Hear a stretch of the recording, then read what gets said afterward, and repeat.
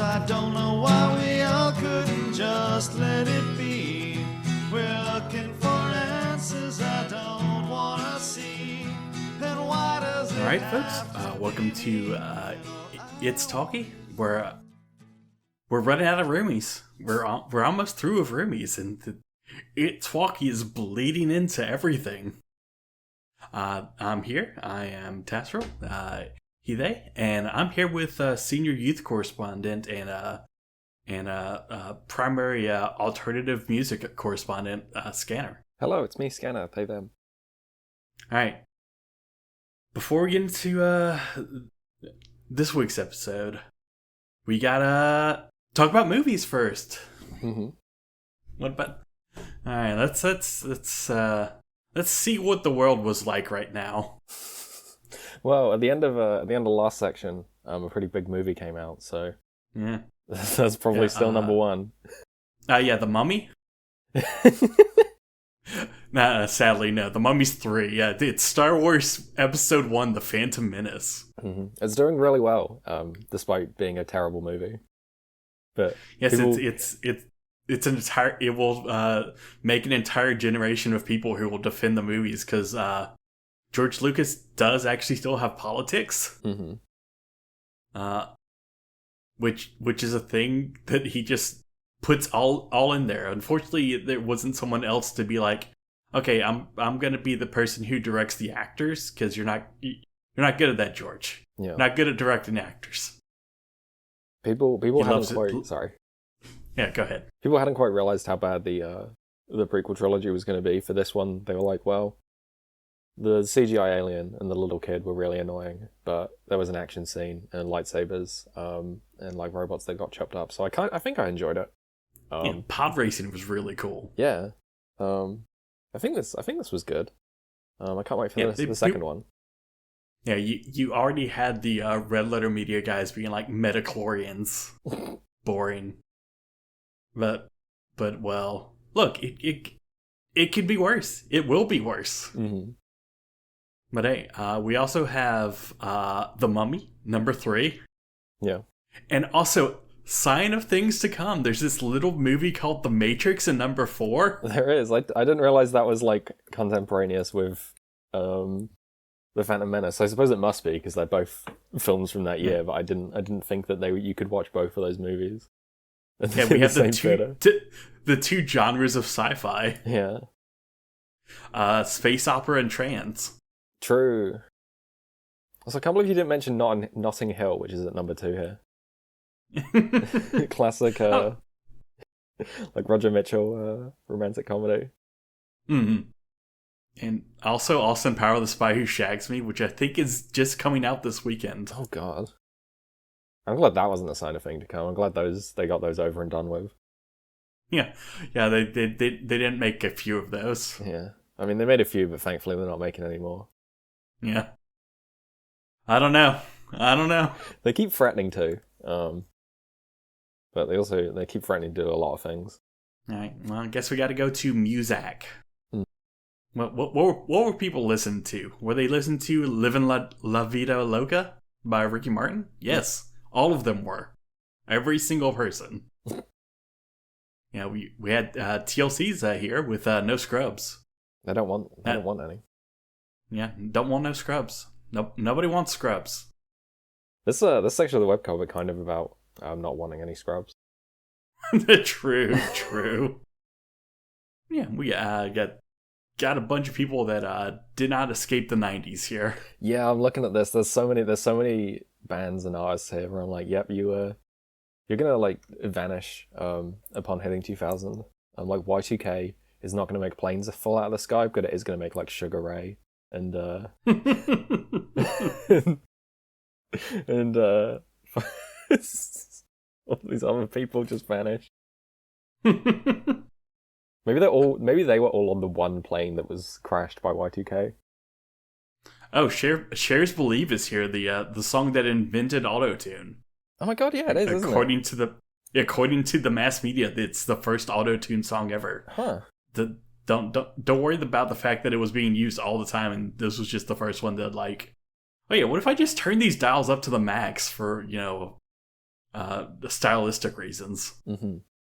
Yeah, it's like a sort of historically like important bit of music for being like, here's how we can like use audio processing software intentionally to produce something rather than as a tweak.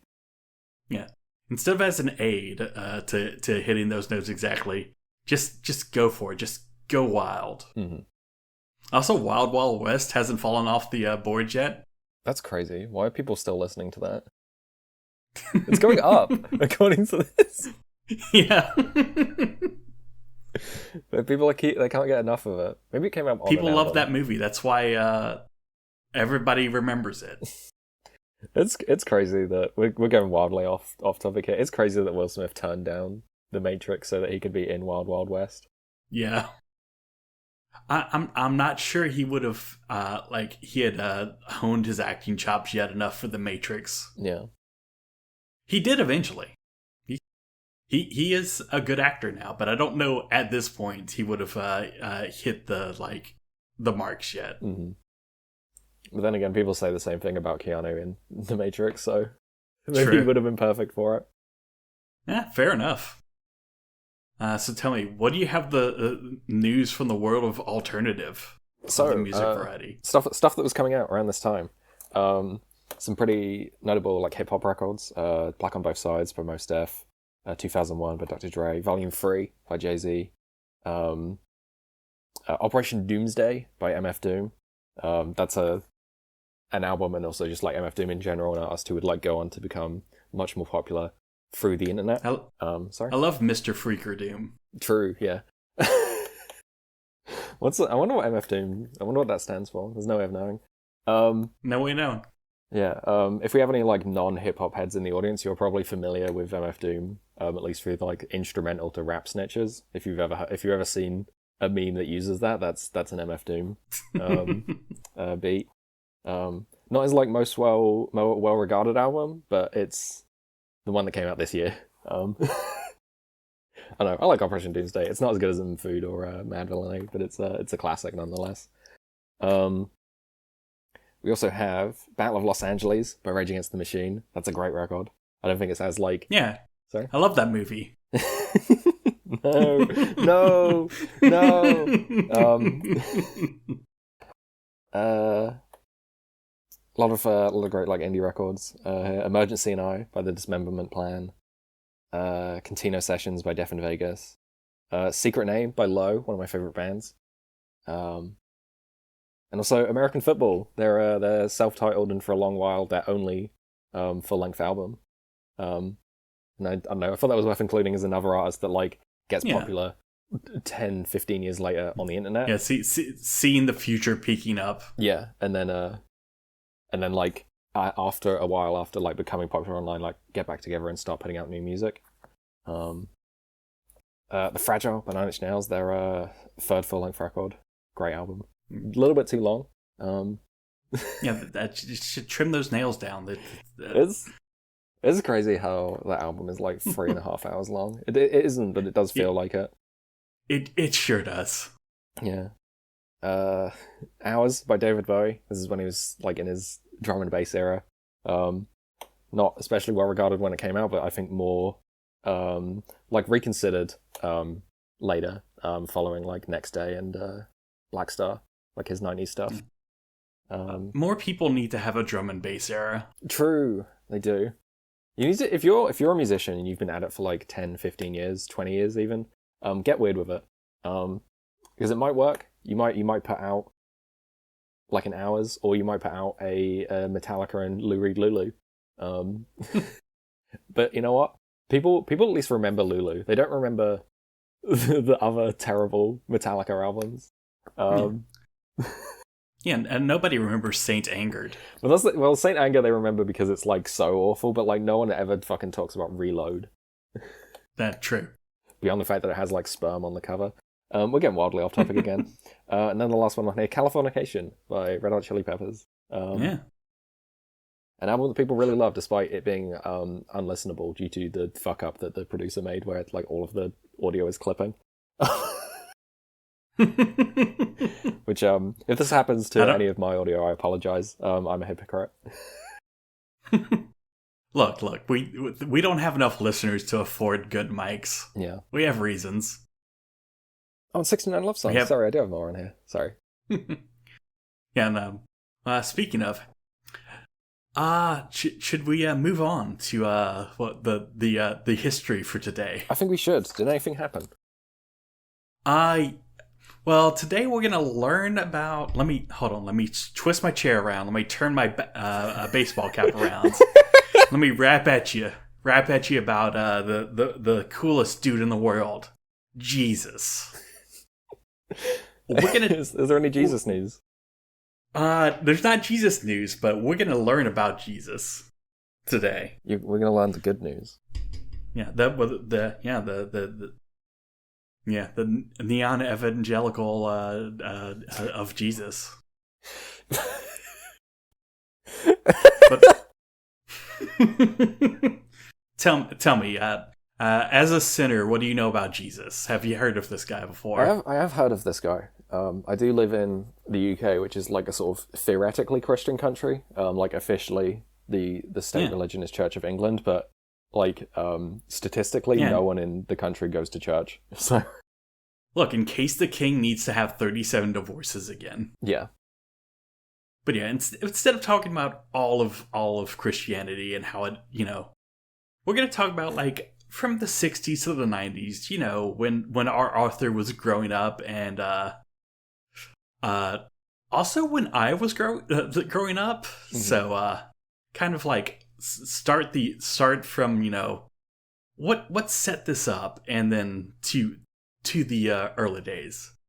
So we got to start with the Jesus movement, or as it was called by the cool people, Jesus freaks. Yeah. All right, it's the 1960s. So there's, these things called hippies. Have you heard of them before? I have heard of them. All right, so what if there was a hippie who was like into drugs, sex, and rock and roll, but then had a bad trip and got really into Jesus? Mm-hmm. And just never was really big into like the protest or anything? Well, let me tell you about about the Jesus movement, because that's that guy. Mm-hmm. That guy specifically. They were like, there was this whole like Age of Aquarius, and all that. Everybody knows about the Age of Aquarius. It's just not an old person thing. Don't worry about it.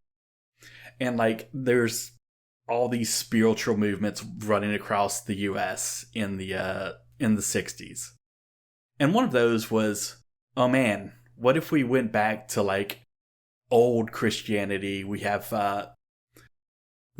pray for people to heal them. We have super personal experiences with Christ. There's signs, there's wonders, the miracles.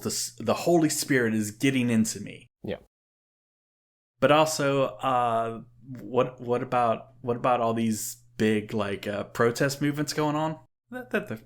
Well, Jesus will fix those when the Great Tribulation comes by. So we don't have to worry about that. Jesus doesn't say anything about that, so we'll just we'll not worry about it. But these are all people that were like in the counterculture, but very much like grew up as Christian, got a little wild, and then like had a bad trip, a bad breakup, and got back into Christianity. Well, technically, they never really left it, but you know what I mean. Yeah. But and then like come around the early 70s, they all just kind of disperse for a little bit. As they're, oh no, I gotta have a job, I gotta take care of my kids. And also, these are the people responsible for Christian rock, as we know it. Yeah. And as the other side of this, there's also another thing going on in the 60s. Liberation theology. Alright, so have you heard of this thing called Catholicism? I have, unfortunately. Alright. Yeah. So there's this Pope guy, and he says, alright, we're going to have the Second Ecumenical Council of the Vatican. And all these dudes are going to get together, and we're going to be like, update the church, make it less stuffy, have the common people like, more involved. This is what became known as Vatican II. Mm-hmm.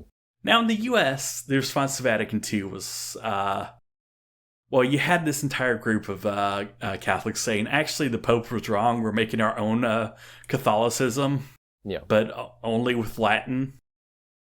But in Latin America, they were like, you know what? Maybe we should rethink this. And you had a bunch of Jesuits going, Jesus kind of said we should actually care about the poor.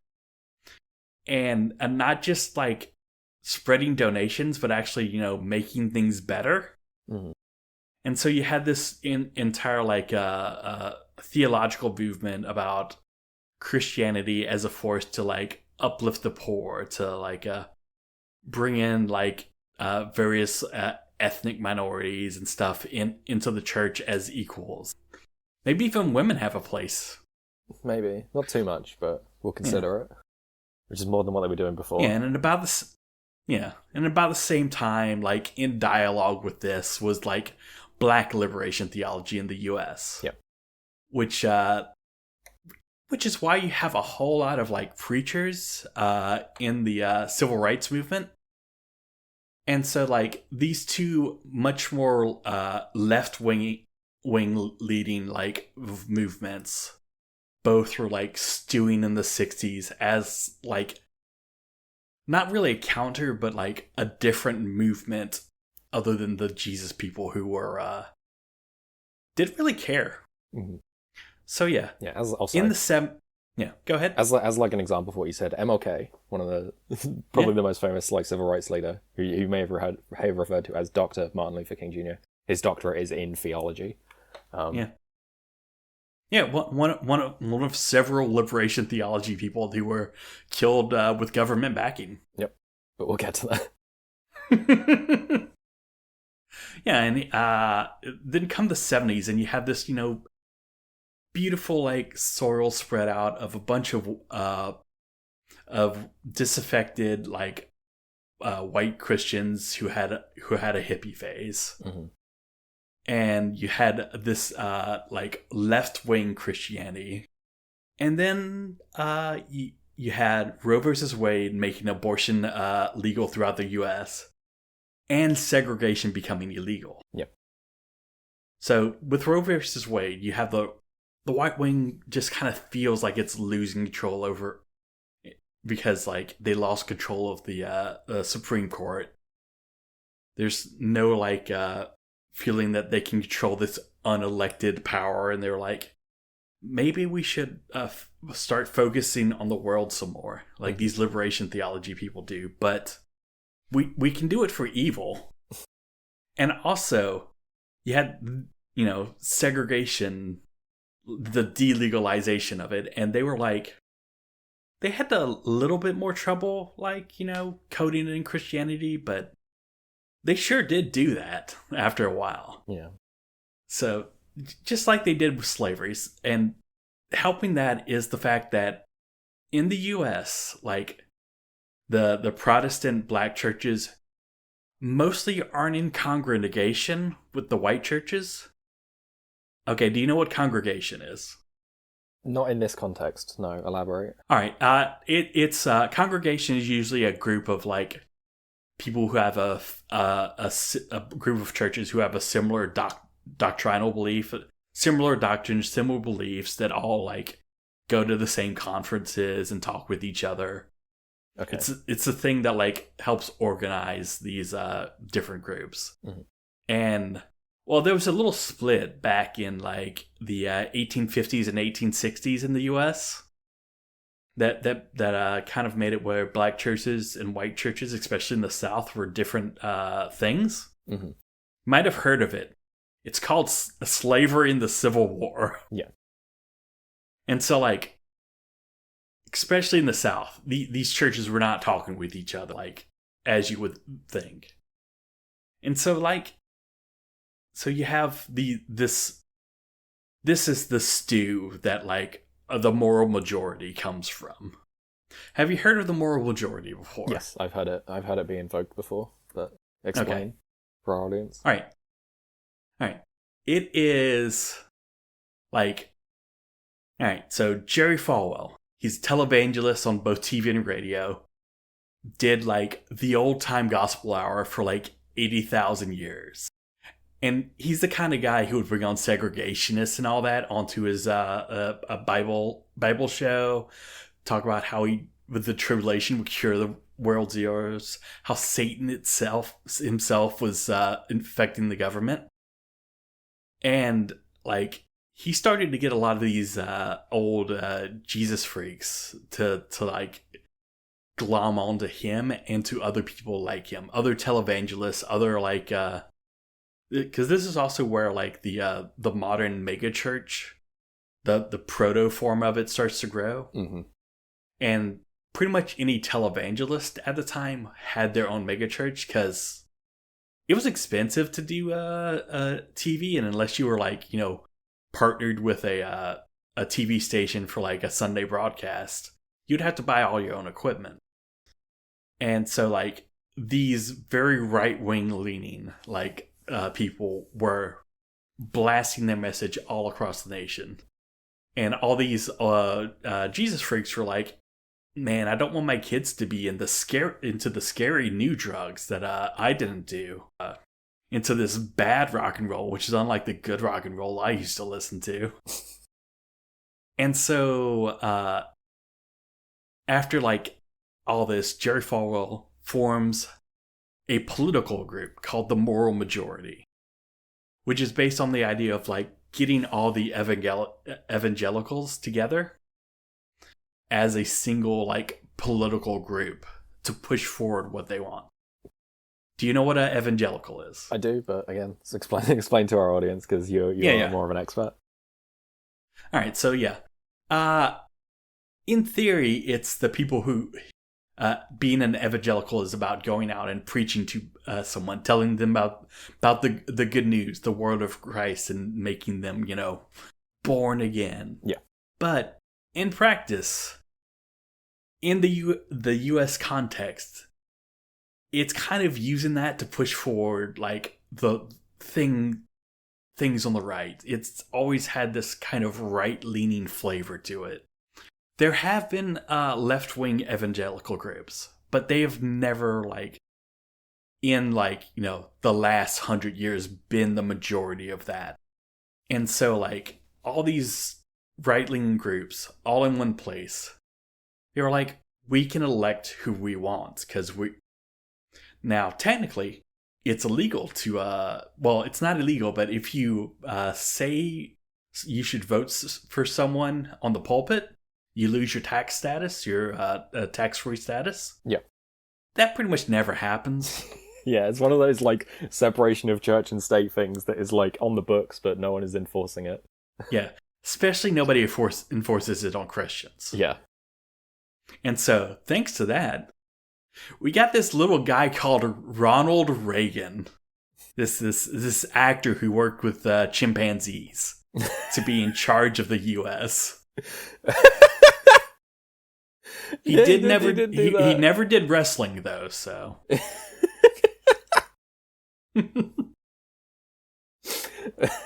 Sorry, continue. So yeah, so now we have Ronald Reagan in charge, the moral majority at the height of its power. It is just decided who the president is. It has brought a huge Republican wave into the House and Senate. And you know what comes with that? Satanic Panic. Oh boy, does it. What's the worst thing your enemies could be? Well, Satan. Yeah. Yeah. So the Satanic Panic. There's this, at this height of craze, everybody's looking for like, okay, we know Satan's working in the world. We know Satan must be trying to harm us. Mm-hmm. How? And also, there's this move in like quack psychology of like automatic writing and just pushing people and pushing them until they admit to things they have forgotten. The idea that there's repressed memories. Yeah. And both of these come together to where people will do 18 long-hour interrogation sessions on 3-year-olds to make them tell the police about the evil satanic rituals that are happening in their daycare. I'm glad this kind of thing doesn't happen anymore. Yeah. They would. So there was this huge wave of fear that like daycare centers, schools, pizza parlors. Oh wait, hold on. Forget the pizza parlors. That comes later. But yeah, all these like centers with children in them were the center of satanic ritual abuse, murder, sacrifice, cannibalism, with huge underground like networks that were supposed to be there where the children would be taken. Because look, children love the mines, and if you tell the children to think of something bad that might happen, they're going to add a mine in there eventually. The thing is, none of this was real. This was all fake. Yeah. Well, the child abuse was real. It was the calls coming from inside the house on that one. Yeah. It not a whole lot of satanic child abuse specifically. But yeah, this helped like tie the Christian right more closely in with conspiracy theories again, because it kind of moved away from it, and now it's coming back again into conspiracy theories, and that helped do the like D&D panic, which every nerd says is the worst thing ever. Ignore the other parts of the Satanic Panic. Yeah, you talk to some people about this shit, and they'll say, yeah, the worst consequence of Ronald Reagan is that he made it uncool to be into D&D, and it's like, sorry, bro, it was always uncool. Yeah, it was uncool when it was still a war game. Yeah, it never was cool. But yeah, and the last thing we're going to talk about. So also during the 80s and 90s, there was a rise of this little thing called HIV. So like, one thing to note, 60s, 70s, you could get by with antibiotics and birth control for like almost anything as far as casual sex goes. Mm-hmm. Most any like STD, you just get some penicillin, you're good to go. Or at least it is always curable. We had fixed it, and birth control was widespread now. It was no longer illegal, which was not a thing true before the 60s, and for some places in the 60s. But yeah, so that's kind of how the free love, the idea that, oh yeah, we can just have casual sex. It's easy. We don't even need protection. And, well, then you started seeing this new disease pop up where people were just wasting away into nothingness. And, well, it was starting to happen to like sinners, people who use like hard drugs that you got to use needles for, not like cool drugs like LSD or weed. And you had homosexuals getting it, and Haitians, and who cares about any of those people? They were sinners. They were the bad people. Yeah, it was a frustratingly convenient disease for right wingers, because you could paint it as, well, all the people I think are evil and satanic, homosexuals, the free love hippies, the people who do drugs, they're the ones getting it and dying. Yeah, it's literally the hand of God sending a plague like happened with Moses. Yeah. Thing is, then it started spreading to good Christians who had simply cheated on their wives and then repented for it. Yeah, that's one of the... You're allowed to do that if you're sorry. And also, I guess, children with anemia and stuff. But it's slightly less important than the other one. And, so everyone who grew up in the 90s was just blasted day and night with TV and radio.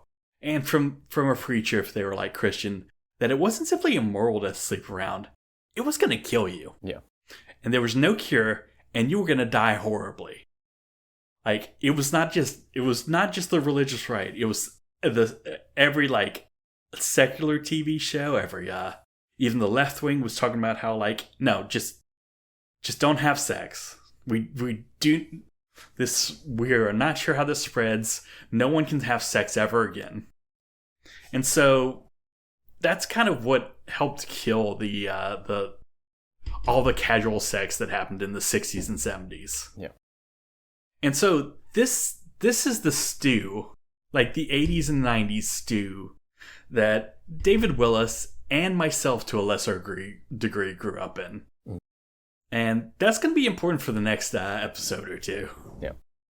And also is important for previous episodes, but I think you will be able to pick that up now. It is the most felt here. You could... Yes. If you weren't reading the commentary in which the author talks about how like autobiographical the previous stuff was, you probably would... You would pick up on it, but you'd be like, oh, okay, these are just the characters. But here it's like, oh, this is like a moral fable now. Yes.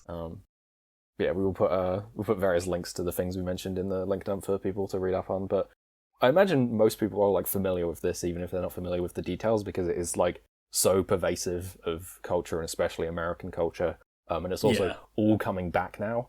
Mm-hmm. But yeah, during the very like late 90s, the Satanic Panic has died out. Yeah. And like there's a general slow downswing for the moral majority, which was kind of breaking up at this point. Mm-hmm. There's a Democrat in the White House, and a lot of people don't like him, but they did get a Democrat in there. Yeah. And hopefully that continues. I hope there's not something coming up that's going to reverse all that. Yep. God, I do wonder how this comic is going to address it. if it will at all, if it's going to address it badly, or if it's going to be like one of the few things that like sort of kicks the author out of their stupor. Right, Robovac is going to cry a single tear while looking at the towers. God, is that the dumbest fucking thing that's happened in a Marvel comic? I mean, there's a lot of competition, but if you had to pick a single panel, that might be up there. All right, but yeah, let's get the recap. All right, so I will put a link to where we start in this section of Roomies and a link to where we end. So this is what happens. Spoilers, but also we're back to not much happening. Or at the very least, the things that happen aren't sort of like fully elucidated on what the consequences are, but we'll get into that. Anyway, the recap. For the first part of 1999 in the comic of Roomies. Joyce wakes up at Semi and is shown around by Walkie. She stumbles across the head alien in captivity who convinces her to wipe her memory again. When she wakes up a second time, she seems sillier, but it's hard to tell how severely affected she is. Danny, Joe, and Billie are on summer break. High school acquaintance Mary shows up, and she's kind of annoying. Danny's still sad and drinking, but doesn't really talk about Ruth. Billie is still smitten with Danny, despite him being a pasty white boy with no personality. They all go to see Mount Rushmore, but stop at a Transformers toy fair. Mount Rushmore is underwhelming. Billie and Danny almost have sex, but Billie changes her mind. They continue having a relationship, and Mary departs, for now. Meanwhile, Sal is fighting aliens who are after the Power Booster Rod, which is a tree branch? The head alien has some sort of plan, but we don't find it out yet. Joyce and Sal run into each other, but Sal doesn't recognize her, and Joyce, from having a mind wipe, doesn't recognize Sal. Joyce decorates her gun, and Sarah enjoys being without a roommate, and summer ends. I think that's all their key points, unless I missed anything major. It's a big run through. Yeah. But yeah, we get Walkie as our starter character, and he's going to be important. Mm-hmm. You might start to notice that. Mm-hmm. But he's not Walkie yet. It takes a little bit. He's a Walkerton. Yes, he is referred to as a Walkerton by Big Boss and by the Doctor, whose name is I don't think it's said. It's Professor Doctor. Fuck off.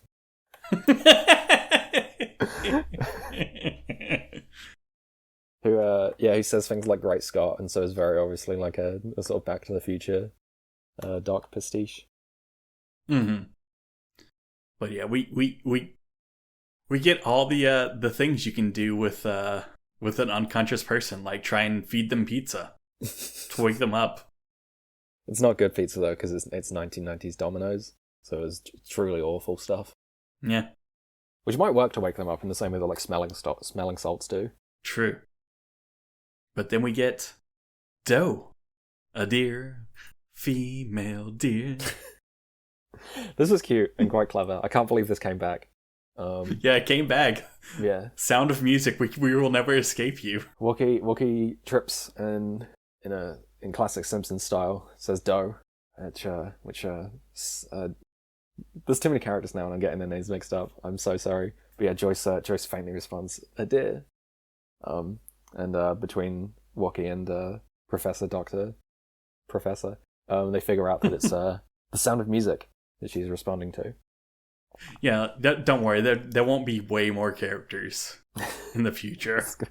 I'm gonna need like a chart or something with like pictures of them, like red string tied between. These ones have kismesis. These ones have. Fuck, I can't remember any of the other made up words. I'm sorry. Well, taking your card away. Mate sprite ship. Fuck it. Let's move on. Yeah. But yeah, no. Yeah, Joyce wakes up and I don't know what. Because I'm struggling to recall what exactly happens here because it's like not really like plot stuff. It is super important plot stuff, but like I can get why you. But like, yeah, Joyce wakes up, then they crawl through a vent because Walkie doesn't remember codes. Yeah, possibly because he's also been mind wiped so many times. Yeah, he's clearly been abducted before, and something either to do with a mind wipe or just his like general demeanor. He's kind of like absent-minded and clumsy. But hey, the vent leads to the giant room full of aliens just floating in tubes. Yeah, and we get Head Alien! Yay! Yeah, he is just floating there. It's very silly. Yeah, but Head Alien does the thing I love about him. He talks. Mm-hmm. He is 2 foot tall and puntable, but boy, can this guy talk! Yeah. And what he talks about is, hey, I look over there. There's this little thing on there that if you just hold it to your temple, wipe your mind clean. Don't have to remember all that horrible naughty porn. But reminder, that is what knocked her out. That is what has caused her traumas. Shorted out, and it's like because of the porn. Yes, literally because of the porn. Really? Yes, it's important. It's an important plot point. I know it's important, but like it's like so hard to take seriously. But yeah, this seems to the porn and the other things like being rejected by Danny seem to have traumatized Joyce so severely that she is willing to wipe her mind. But yeah, we're getting full color Sunday strips too, even though this is not in any newspaper. Yeah, that was something I forgot to talk about, which is that because this is being published just online. The authors are now able to do full color. And by full color, I mean full late 90s digital color. So it looks exactly what you think it does. I think I prefer these strips in grayscale, but I do have to respect them like trying on the weekends to be like, I'm going to do this in color. And also like double height. Mm-hmm. There's like more interesting like paneling and framing going on in them, even if it's still like finding their feet with how to do it. Yeah, that Sunday is very much like, okay, let me try something different kind of day. Yeah. But yeah, and Head Alien also convinced Walkie to just, keep the fact that she just wiped her own mind secret too. Because you'll get in trouble. Yeah, he'll get in trouble for showing her around and letting her do that. So he just like puts her back in bed, unconscious, and like is gonna play it off as when she wakes up, being like, "Oh, I guess the aliens used a time delayed mind wipe on her." What's fun is he doesn't even say that. Like the Professor Doc says that. Yeah, he just assumes it. But yeah, then we go back to our nerds. Mm. Oh, before we do, we get a line from Walkie that's Sammy. I forget what it stands for. So does the author. Maybe it never stood for anything. Maybe it was always just like a joke of not knowing what it stands for. But it's funny. I had to point that out. Yeah, it could be. But yeah, back to our nerds who are not at university. How strange. Yeah, they're not even at class for once. There's no class to not be at. Yeah. But they're only there for one panel on Sunday, and it's completely inconsequential. And then we're back to Simi. Oh, you're saying inconsequential? Is this the Robovac one, or is that later? No. This is just that's the secret codes for ladies to call them hot to each other. Yeah, that one. It's okay. Joe gets beat up Yeah, by a guy in a chicken costume. Joe is back to being horny now that we're out of the keen spot zone. But strangely now his advances aren't working. Yep. He's become the guy who is horny but doesn't get any. And that's what you use for comedy mostly with Joe this section. But yeah, then back to Semi. Yeah. Walkie gives Joyce a Pikachu, some kind of Pokemon. Yeah. And then she names him. She can't say his full name because of all the brain damage, so she calls him Walkie.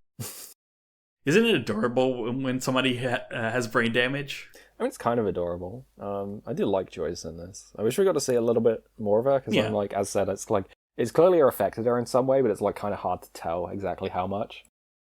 But she's very don't worry, we're gonna get into it eventually. Yeah. She's much like sillier, but also she's been like this silly before. It's just we don't also get her being like non-silly yet. But yeah, Walkie like attempts to just threaten the head alien, and it's just like, oh yeah, I'm just doing this to make my self feel better. And then we get the Robovac like Sunday one shot. Yep, this is the Sunday comic of Joe and Danny are reading Robovac versus Environmental, whose bit is they care about the environment too much. This not a relic of its time, because this is just the kind of shit that like Republicans believe now, but a relic of the author's opinion, I guess, regarding this stuff that climate change was fake and dumb to care about. And calls by Big Brother. Yeah. Who is also Uncle Sam. Yeah. The politics here are bad, but also kind of inscrutable. It's.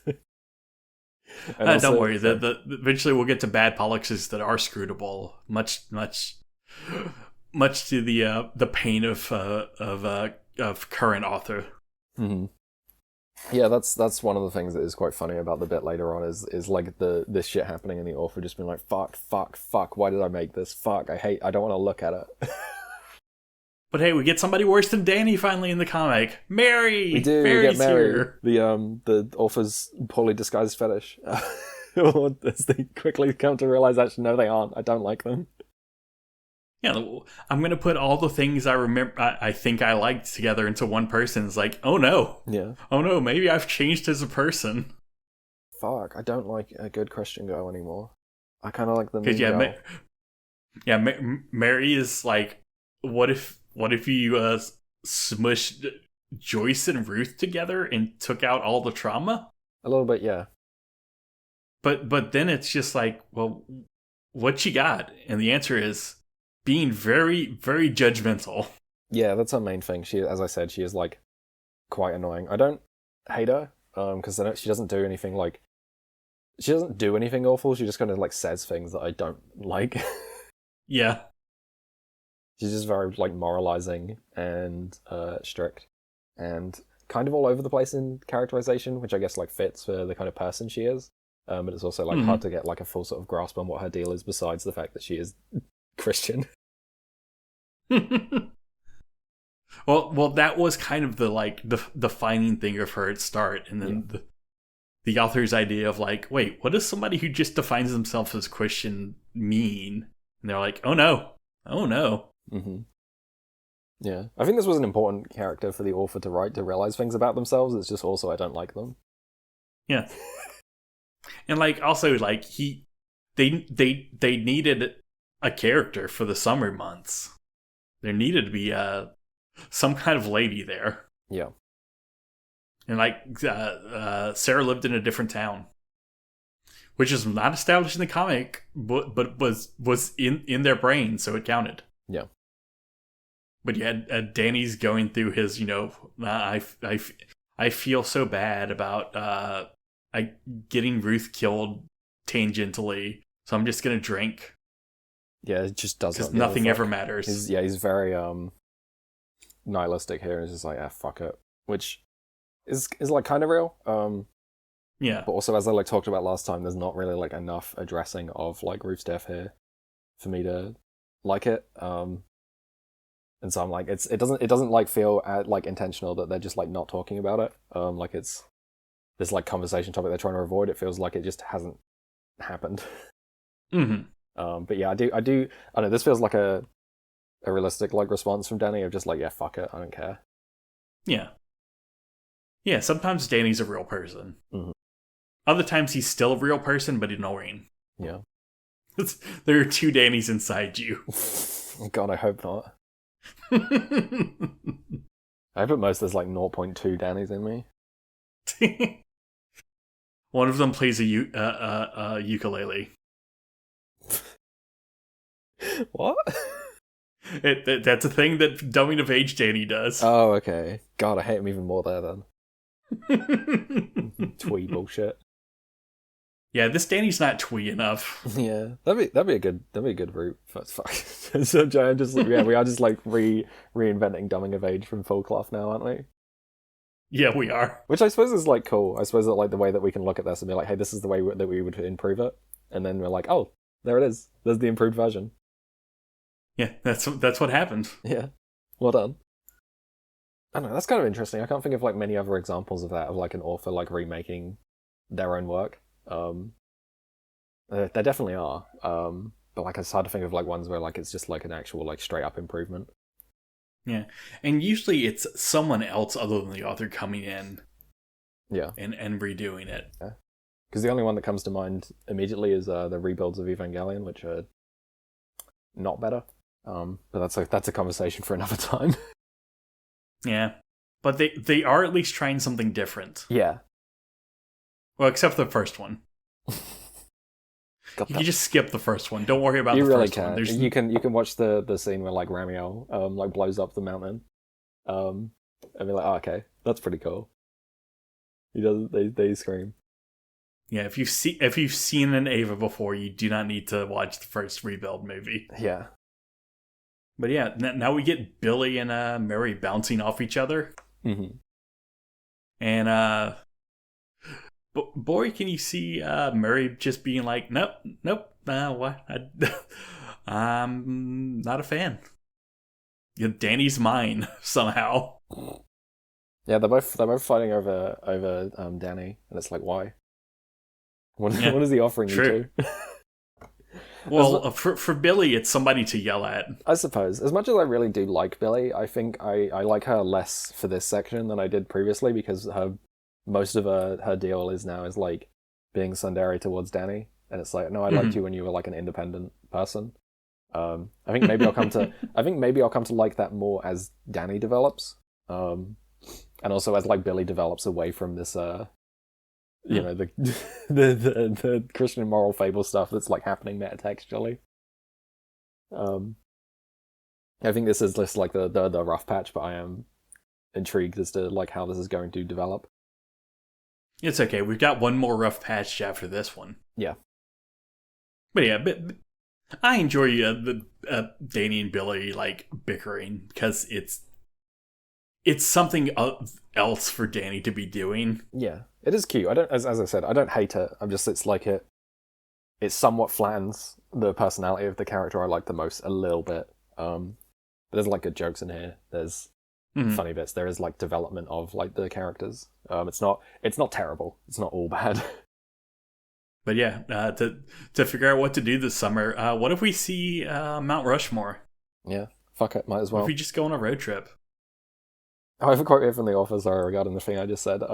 Their clumsy tsundere routine was a very important sexual outlet at the time, but damn if I'm not rolling my eyes super hard right now. Yeah, road trip.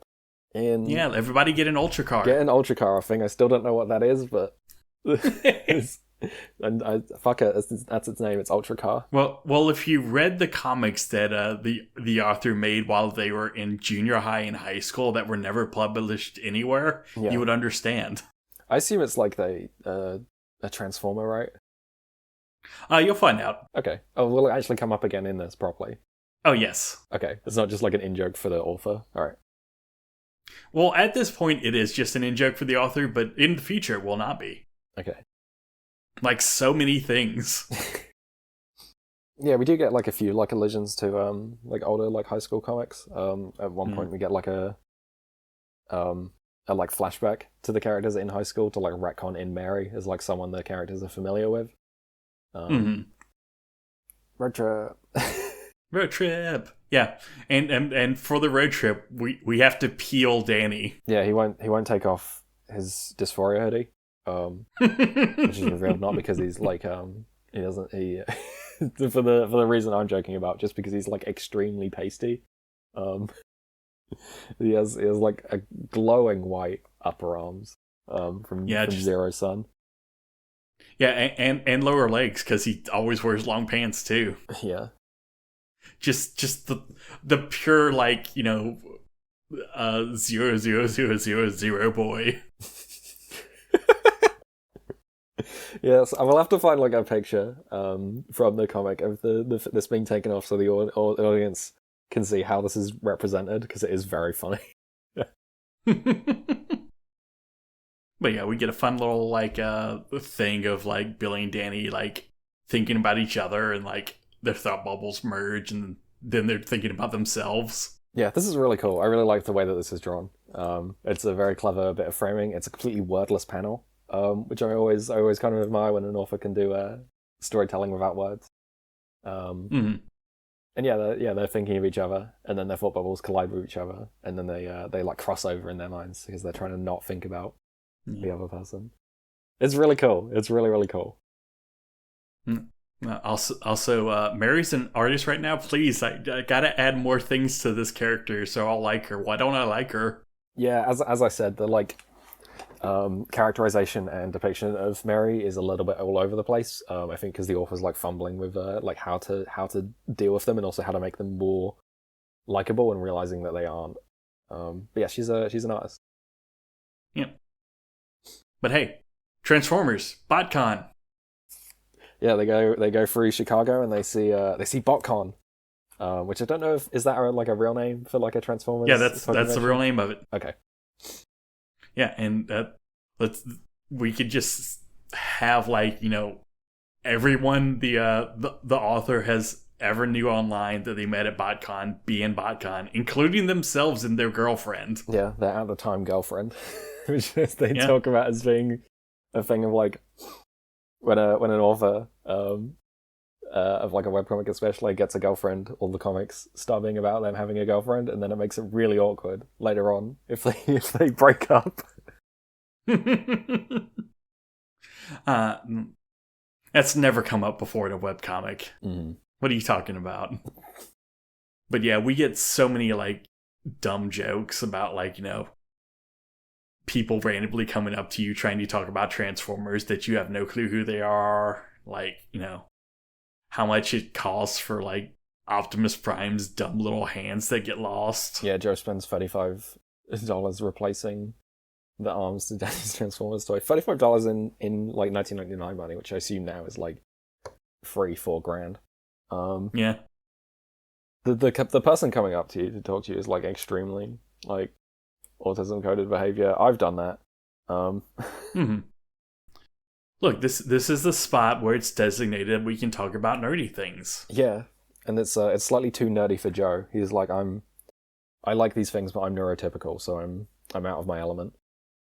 Yes. There's a bit here I really didn't care for, where Joe tries to go to the bathroom, and there's a person blocking him. It's like, I need to see your ID. And then he reveals that he's just like joking. It's just a bit. But then they decide to start doing it to the women's bathroom and talk about strip searching people, and that's awful. Yeah, it's even worse that it's based on a real thing that happened. Yep. Awful. I hope the people who did that in real life, something bad happened to them. Doesn't have to be really awful, it just has to be like, I hope at least like one girl just like punch them or something. Yeah. But yeah, we get our quick dumb like, hotel, sleeping in a hotel with people joke. It's required by law that people like roll off the bed and get all over each other. Yeah, required by law. Oh no, there's only one bed. There's only 2 beds, but we're both gonna fall on top of each other. Yeah, there's the really awkward like tag version of like there's only 2 beds, brackets there's 4 of us. But yeah, Mary is bothering Danny worried about hormones. Mm-hmm. And just, basic road trip stuff. But hey, we get to see who the angel and devil are.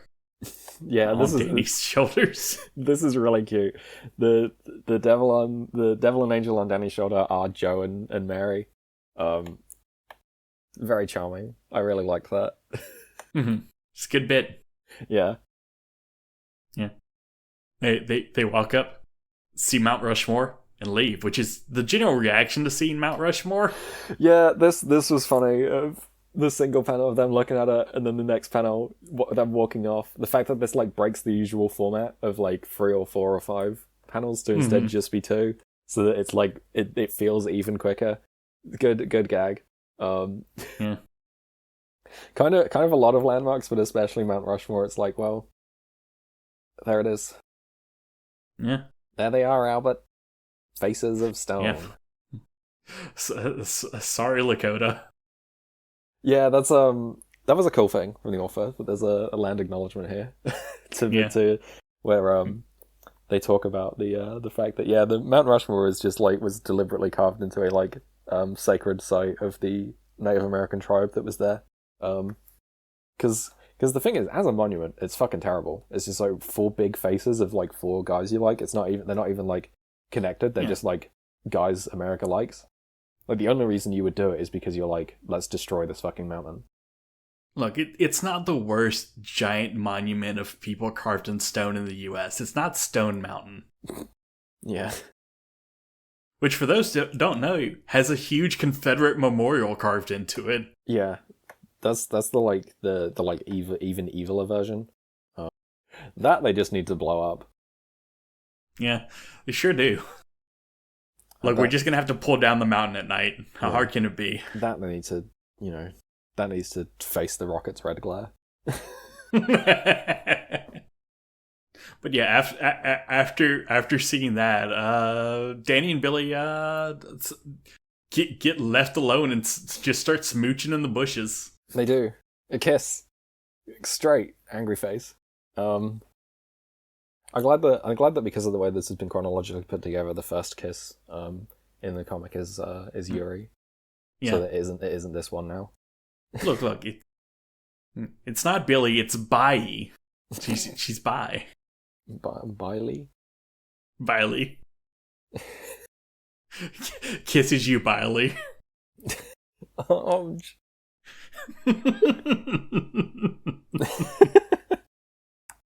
Yeah, I suppose I am complaining about it, but that's very biphobic of me, as Billie is allowed to kiss a boy if she wants. As long as she also kisses a girl 50% of the time. Yeah. If it's not 50% of the time, you're not actually bi. Yeah. I don't believe that. Don't write in. Don't send us angry letters. This is a bit. But yeah, like Billie has this crisis of conscience of almost having a sex. Mm-hmm. Not even for the first time. Mm-hmm. And let me tell you about the Bible. Yeah, she is very suddenly upset about this. She's like repulsed by sex. I think is the exact phrase that gets used at some point, because I have it in my notes in quotes. And while it's nice to see Billie upset, I didn't want to see it in this way because it doesn't feel especially fitting for her. And it especially feels like the hand of the author, which is being guided by the hand of God. Another word that gets used here is temptation, and it's like, yep, this is real Sunday school our storytelling. What do you have to say about this? Because she already had her like stopping drinking arc too. Yeah, which felt much more real. It felt much more like personally like related to the bad thing that had happened. And it also feels it's also something that can be like separated from the like Christianity, I guess, because like drinking is bad for you as much as I hate to admit it.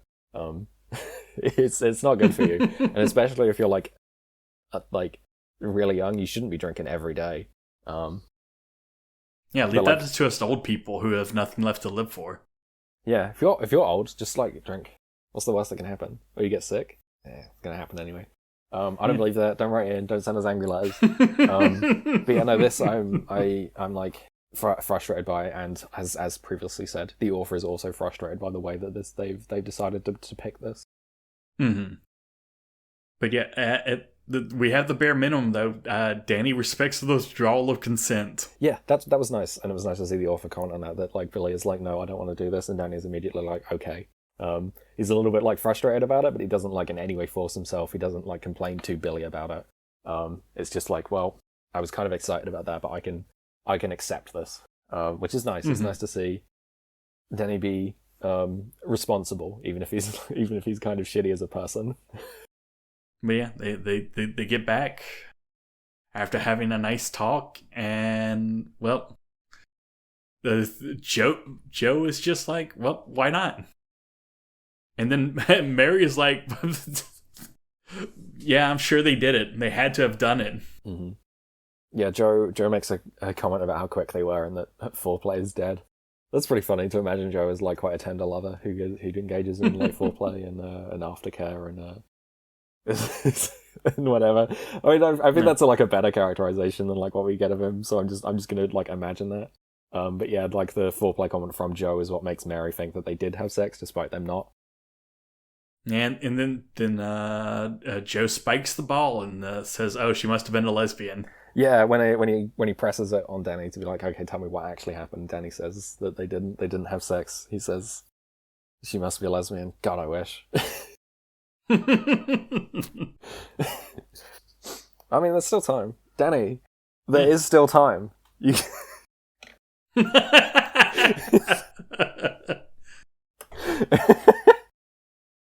Yeah, we can get you a slightly different cut of that t-shirt. Yeah. Oh God. Okay. Anyway, yeah. There's a what do you have to say about this before I go into my thoughts? It's like it's frustrating. Yeah. It like before we've had things where their ingredients there they weren't cooked the best, but all the ingredients were there. This time it's just like I don't like these ingredients, mm-hmm. and neither does the author. Yep. Other than Danny and Billie, he likes those ingredients. Yeah, I have a quote from the author here regarding what I want to say about this. The 20-year-old Christian boy has found himself writing a story where the alcoholic sex haver is the good person and the moralizing Christian is the bad person. When folks ask me what my turning point was, I should probably answer Billie. Yeah, this mm-hmm. Christianity, especially when you're young and especially in this era, is stifling to you as a person, as what you're allowed to be into, as what you're allowed to like, as to what gets denied you and made into a temptation that's taboo to engage in. And especially what it stifles is your ability to make compelling art, because the things you're allowed to depict, and especially the things you're allowed to depict as good, are so limiting. And so when you start to make art as someone who is Christian, it is like one of the ways that you can like sort of break yourself out of it, because you realize actually the things I've been told are bad aren't that bad, and in fact maybe I should be allowed to do them. And in fact, maybe the annoying character who's like, no, the Bible says is the bad one. Mm. So I think even if I don't like the way that this is, how this is like presented, I think it's not presented like completely awfully, because clearly the running thing through here is that Billie is like, how do I put this? The things that Billie wants aren't bad. It's just she doesn't want them at the minute, and the author is like realizing that. And I think this is, yeah. I'm phrasing this really clumsily, but I think this is good in terms of development for the author's own feelings and the kinds of stories they want to write, even if, as it is now, it's not good. Yeah, you can see the author growing, even if the the output is not what we would want as, adults 30 years later. Yeah. Like, I'm one to fucking talk. Like, I like the stuff I would have been writing at this age, or especially younger, would also not have been that good, and was also like betrayed my own biases regarding myself and how I viewed the world. So I'm not like judging them for it, or at the very least not judging them now for it. And in fact, I'm like kind of commending them for writing something that challenged themselves. There's I don't know. There's like a few other things. Sorry. Yeah, we've all gotta like grow as a person through our 20s and forever after that, and growing's messy. Mm-hmm. There's like a few other things in here that like bleed through in terms of growing, where like, and they are like small things, but like the like a couple swears being uncensored. Yeah. a couple times of the Lord's name being taken in vain. Things that seem so minor, but like to the author themselves were like a big deal, and that they, they talk about like being like so like stressing themselves out over like putting it in the comic, over like drawing it, having to like shield their eyes from the art they were making. And that's like adorable, and it's like nice to see, I guess. There's this younger version of them pushing themselves. But yeah, that's our road trip arc. The last thing is Danny is has a little arc about, hey, maybe I should move on from Sal. Mm-hmm. Maybe it's time to finally move on from my ex. Which smash cuts to Sal jumping out of an exploding window in Florida. Yeah, it's a hell of a match cut. I don't know if that's what I call it, but as the transition. As the framed photo of Sal that gets thrown, it cuts to Sal being thrown out of a window by an explosion. Yeah, it's on the news and everything. Mm-hmm. In Billie's gigantic house, because she's rich. Billie's house is fucking enormous. I think this is like just like the author not being fully able to like do scale. But as it's shown, it's so big. She's dwarfed by it. She's gotten multiple lawyer 4 years worth of entrance tray. Yeah. It just goes on and on. And yeah, it's her parents are largely absentee, it seems. But yeah, we've got the gang here. Got Jason, we got Mike, we got Steve, we got Tony. If you put me on the spot and told me to name these characters, I couldn't do it. And I know that their names are like written right down there in the tags, but like they're just like they're not especially memorable to me. Yeah. Well, yeah. The only one who's had any lines is Jason. Yeah. And his lines is, well, I should throw him off a cliff, I guess. Yeah.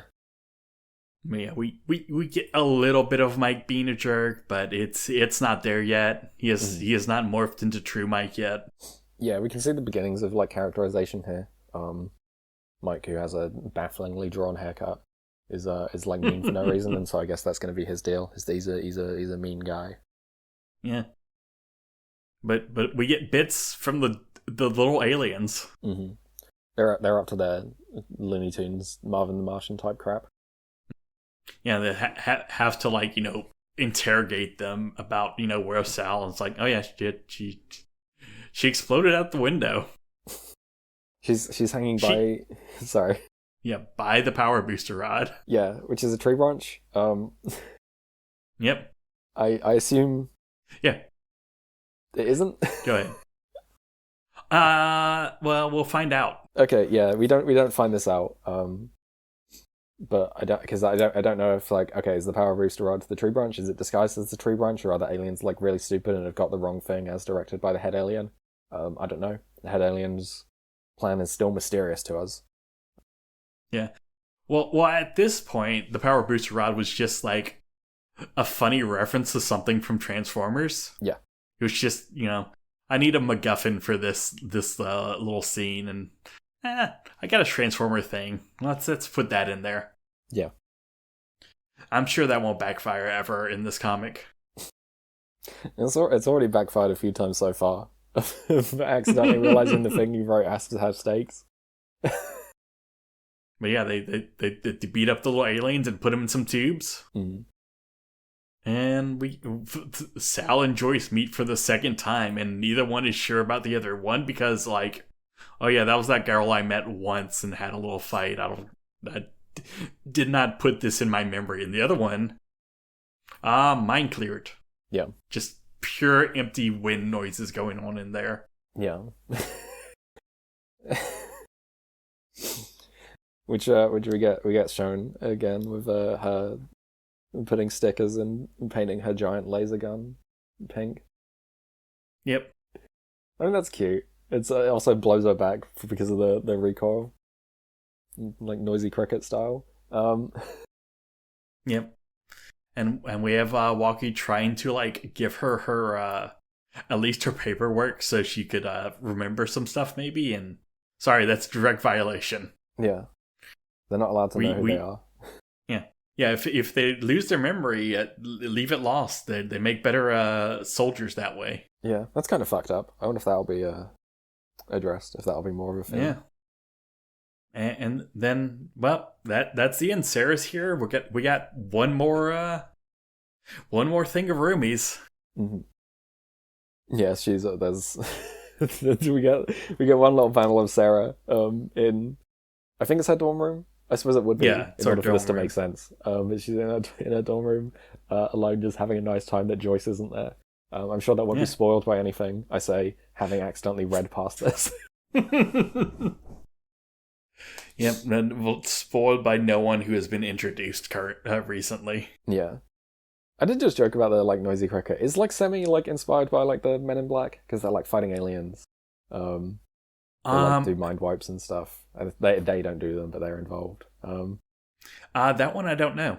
Okay. Probably a little bit. Yeah. Or but just, like, also like thinking. that was just in the milieu. Yeah. Yeah, like Men in Black did not like spring forth from nothing. It was like inspired by a lot of other stuff that was going on around the same time. But yeah, there we go. There's that sure was a summer vacation that was half aliens. That sure was. That had almost nothing to do with the characters we normally follow, other than Joyce, who is not the character we normally follow anymore because her mind was erased. Yeah. Sorry. Yeah, it's kind of like the author's kind of getting a little bored of the college setting. A little bit, yeah. You can definitely feel that. That this is trying to like grow out of. This is trying to grow out of the thing that it initially was, and very quickly it will stop being the thing that it initially was. I'm sure dealing with horrible depression might also be related to the not wanting the college thing anymore. Yeah. But yeah, well, we've got one more, and then Roomies will be over forever. We're into It's Walkie. Mm-hmm. The thing I stole, did nameplay based for the podcast. Yeah, if you were confused why this podcast is called It's Talkie! Exclamation mark and not Talkies! Exclamation mark, it's because because we named it after the comic that comes after this one. Yeah. Oh, I do have something we can quickly go through. Actually, speaking of in terms of like the comic outgrowing its initial setup, do we want to quickly explain what Cerebus is for our audience? Yeah, go ahead. So Cerebus was a comic created in the 1970s, I believe. Around there, yeah. Yeah, I've not read it, or at the very least not read much beyond a few strips of it. But it sort of like began as a like parody of like sword and sorcery type comics of like Conan. Mostly just doing bits. And then quickly after a while, it ran out of bits, I guess, and started becoming much more serialized in terms of its storytelling and much more dramatic. And it is the thing that you've probably seen invoked. I think we may have even referenced it a few times in this podcast. In the term Cerebus syndrome, which is the way that a like episodic comedy series, especially a comic or especially a webcomic, goes from its initial setup of like silly slice of life bullshit or gamers talking about the games that are coming out on their couch, or the college students being perverts, and then starts becoming about alien invasions or time travel or other bullshit. And gets much more serious, but also has to like maintain the silly things that are introduced at the start as a bit, like say the power booster rod. Yeah, and it happens so often. It is one of the most common things. Mm-hmm.